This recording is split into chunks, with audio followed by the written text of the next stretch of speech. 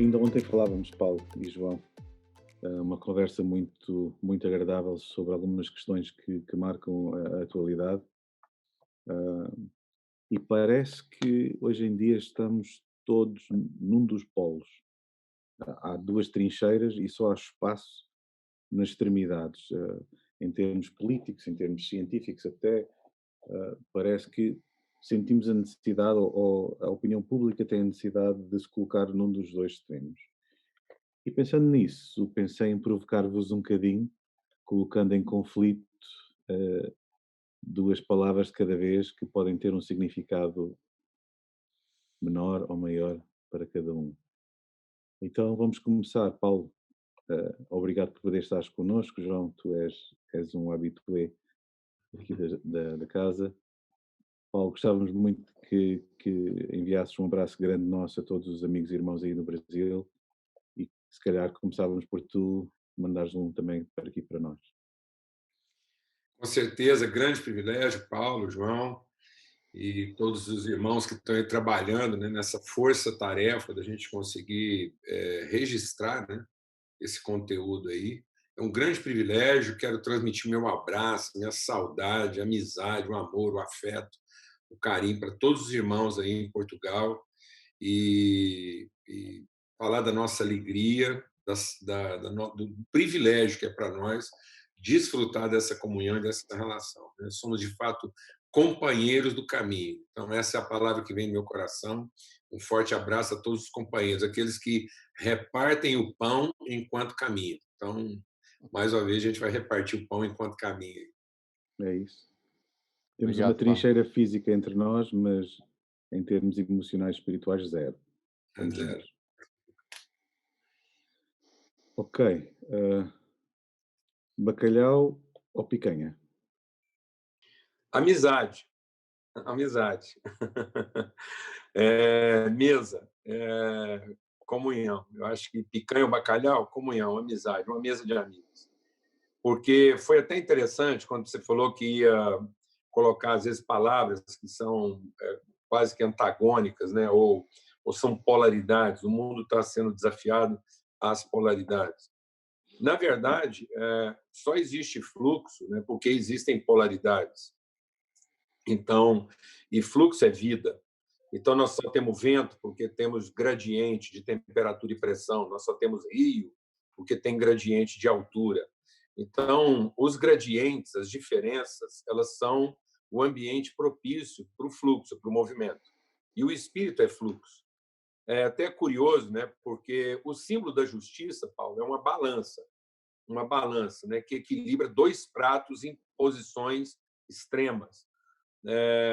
Então, a gente conhece bem aquela lei física, né? Dá-me uma alavanca e eu moverei o mundo, uma alavanca e um ponto de apoio. Então, na verdade, o nosso problema não são as polaridades, é a falta de relação justa entre elas. Hum. Então, a balança é uma relação justa entre dois extremos. O segredo da balança, o fiel da balança, é o braço que liga os dois pratos.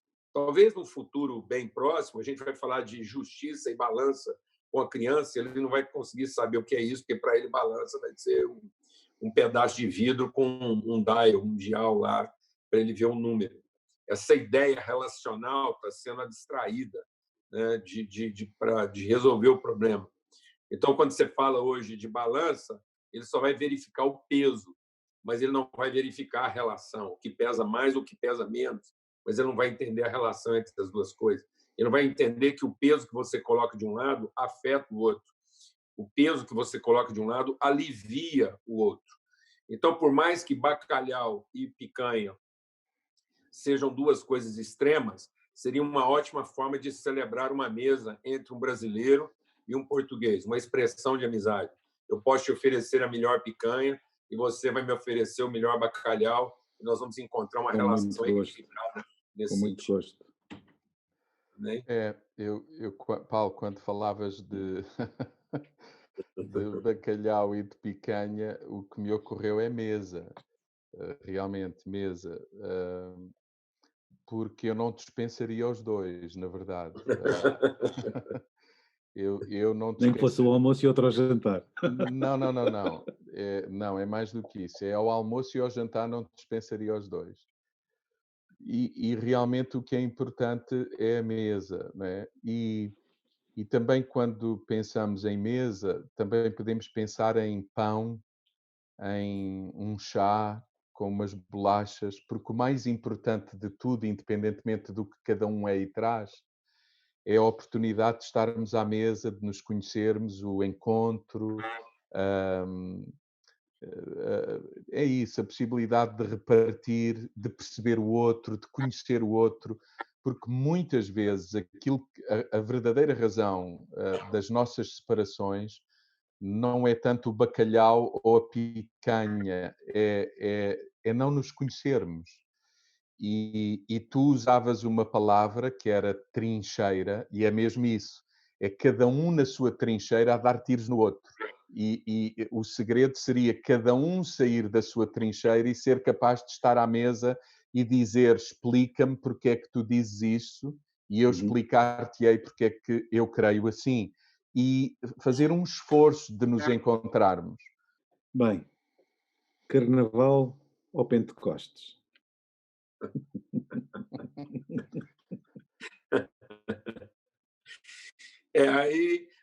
Aí já não são mais os dois extremos, né, da mesma balança. Não. Então, aí o carnaval é uma expressão da carne, né? E o Pentecostes é uma materialidade do espírito. Então, o carnaval é uma tentativa carnal de produzir sensações, emoções, percepções espirituais. Então, aquilo que é gerado da carne é carne, o que é gerado do espírito é espírito. Então, o espírito manifesta através da carne as suas virtudes, mas a carne não vai produzir realidades espirituais. Então, agora já não é mais extremos da mesma coisa, né? Agora são duas coisas de natureza distinta, não há relação. Então, não há comunhão, não há braço que ligue essas duas coisas. Elas literalmente não têm nada a ver uma coisa com a outra. Não há um ponto de harmonia.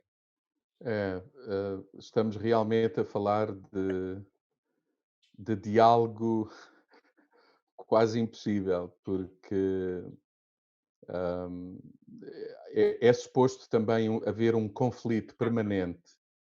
Aliás, eu acho que saúde aí é justamente haver conflito. Quando eu penso entre carne e carnaval, eu estou a pensar num conflito. E mal vai quando não temos esse conflito dentro de nós. Isto para dizer que há conflitos que são importantes na nossa existência. Não os ter é que é preocupante. E realmente quem quer depender do Espírito que dá vida, que nos ressuscita e que nos vivifica, não pode permanecer nas obras e na vontade da carne. Ou seja, existe o extremo do homem carnal e o extremo do homem espiritual. Sim, mais do que isso, é um conflito que está em cada um de nós constantemente. E é bom que esteja, porque é sinal que estamos vivos. E eu acho que é um conflito saudável. Não É uma agradável. crise, né? É, Talvez é, a palavra para ajudar a entender esse conflito é uma crise, né? Que é da onde vem, inclusive, a palavra crisálida, é aquilo que nos angustia o suficiente para transformar nosso entendimento. A claro, claro, negação dessa crise seria uma doença, uma patologia. Então, ela é claro. uma crise a ser vivenciada, a ser enfrentada. Ela não tem que ser evitada, ela tem que ser vencida, né? Claro. Uhum. Aliás, nós não a podemos evitar enquanto permanecermos neste corpo e Exatamente, nesta exatamente. dimensão. Portanto, não é para evitar, é realmente para enfrentar e de E vencer. preferência e de preferência também numa mesa com bacalhau e com Com picanha, certeza. com companhia. Muito bem. Então, solidariedade e individualismo. Até é muito interessante isso, né? Eu creio que essa é uma reflexão muito importante para os dias de hoje, viu, Paulo? Porque nós estamos tendo uma crise, né, no mundo todo, e isso despertou a nossa sensibilidade, né? E há muitas expressões de ajuda e tal. Mas eu acredito que uma das sequelas negativas, né, não dos resultados positivos, mas uma das sequelas negativas de tudo que está acontecendo no mundo vai ser também passada a onda assim das necessidades, dos conflitos, né? Nós vamos ter uma onda aí de individualidade, de individualismo, né? O medo um do outro. Como é que o outro pode me contaminar ou o risco que o outro representa para mim? Isso, como a palavra vai nessa tendência, a palavra de Deus diz que o homem se tornará cada vez mais amante de si mesmo. Então, passado um pouco dessa crise que afeta a todos, há uma tendência de todo mundo agora ir tendo mais cuidados em proteger a si próprio. Eu penso que, que as duas coisas, com o seu devido equilíbrio, são também importantes.